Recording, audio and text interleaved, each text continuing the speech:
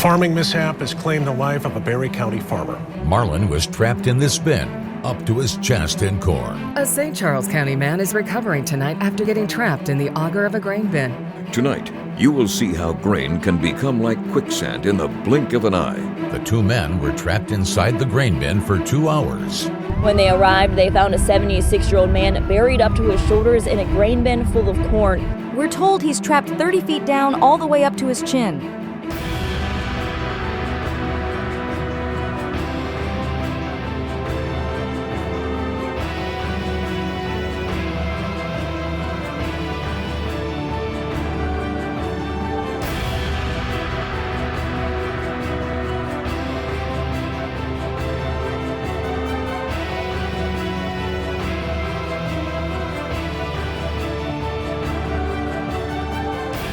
It's an all-too-common scenario.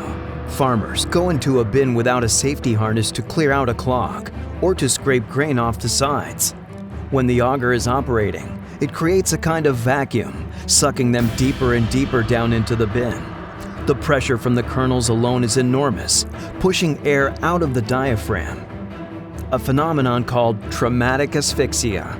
Here, if farmers go completely under, they can suffocate in 2 terrifying minutes or less, literally drowning in corn. The future leaders of ag are concerned about grain bin safety, and one young FFA student wanted to bring her community together to bring about awareness.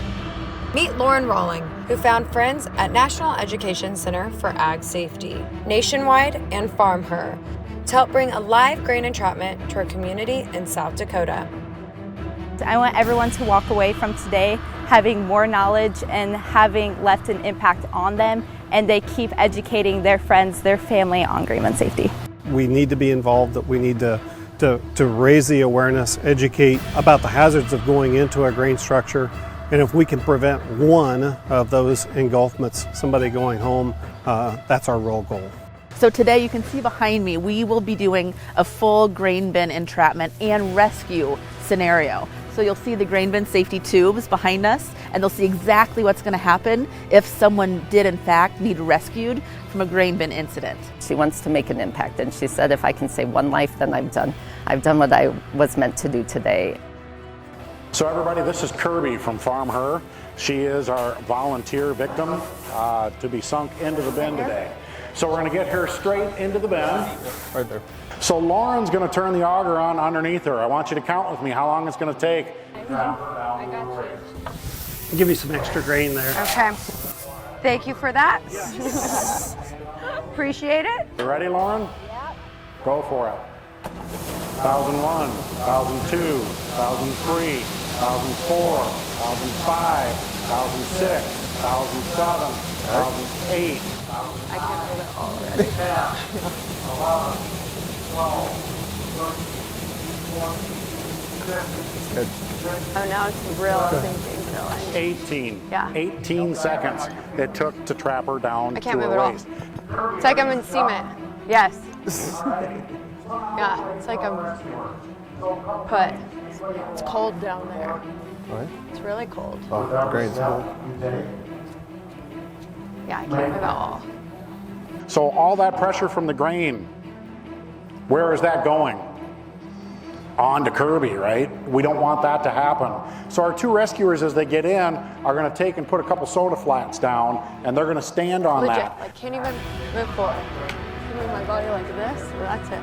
Even if I try to pick up my foot, it'll sink me lower. And what are these? The rescuers are ready to get in, so they're going to go ahead and get in, and then Jody is going to start handing the panels to them. Hey, friends. Hey, you feel the pressure? Oh, yeah. Squeezing my leg. Can't go anywhere. Like, even when you put those in, it puts the pressure. You feel it, right? Mm-hmm. I mean, to be honest, it's debilitating. Like, it takes away your feeling from, like, your waist. Yeah. That grain could slide and over the top my victim. And I could see how, if you don't remain calm, which how can you remain calm in this situation, but like the panic, like the breathing, all of it, it would really make a difference. If I started to freak out, which I might.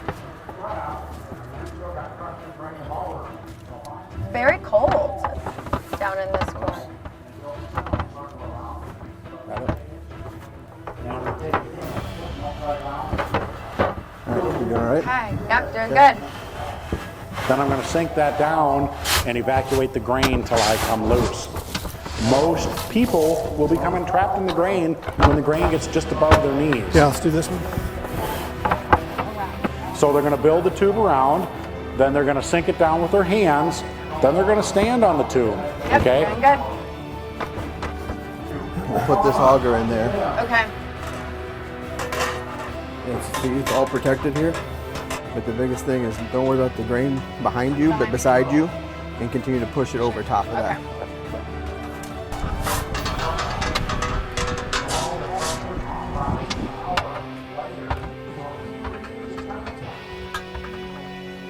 Alrighty, so we've got the tube built around, they've got the auger in, so he's going to power that up. Now, we've got to use, go ahead, a cordless, brushless drill. Because remember, inside that bin we've got grain dust, which is explosive, okay?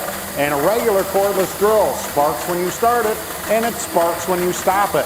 Do we want the sparks inside that bin? No, so it's got to be a cordless, brushless drill.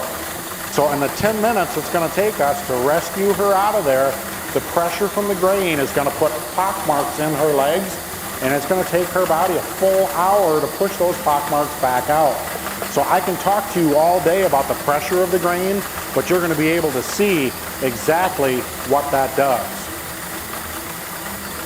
They are to the point where it's down to her knees, so they're going to put that pole across. So you can put your hands up here, Okay. brace yourself, and take little baby steps and see if you can inch your way back out. I feel like a little more stuck this time. Yeah. Okay. Put your hands up here and just little baby steps. You okay? Oh gosh, yep. right. Did it. I did it. Now you can wave at everybody. I survived. So she is free. We're going to pull that out. We'll pull this out. So our two rescuers on the outside and then Kirby on the inside is going to help pull straight up. There we go. There goes the grain back in. And here's Kirby. Didn't she do a great job? Yeah.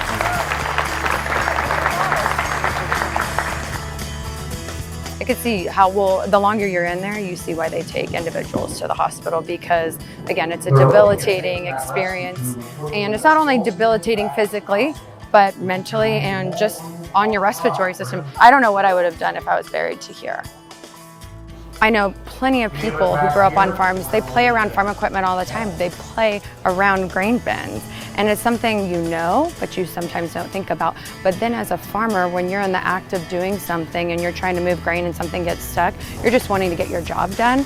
And we've heard that today, we're learning about that. And so your first thought isn't, oh my gosh, I better not get in there, I'm gonna sink. You're like, hey, I gotta finish this out so we can get the grain to market. And again, you're just not thinking about that, but you're definitely thinking about all of that when you're stuck in there. The whole purpose behind this is we want to keep more farmers and we want to keep more people in agriculture. And if this is something that we can do, especially those who are involved with anything to do with the grain bin, we want to educate people to save more lives and continue to provide more food for everyone. My FFA chapter is always all giving back to the community. That's what we love to do and really fills our cup. And that's what I hope everyone does to help save a life.